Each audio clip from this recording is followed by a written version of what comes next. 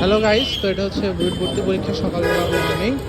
Mainly আসছিলাম স্টুডেন্টকে দেখার জন্য, কয়েকজনের সাথে কথাবার্তা বললাম, একটু সাহস দেওয়ার জন্য।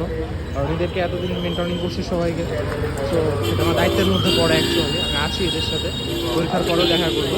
তো এখানে ইন্টারেস্টিং জিনিস হচ্ছে, তুমি দেখো যে জাস্ট মানে তোমাদের প্যারেন্টস তোমাদের জন্য অ্যাকচুয়ালি কতখানি উদ্গ্রীব তোমাদের ভালো করানোর জন্য। তুমি যদি দেখো, even the pathways are totally free.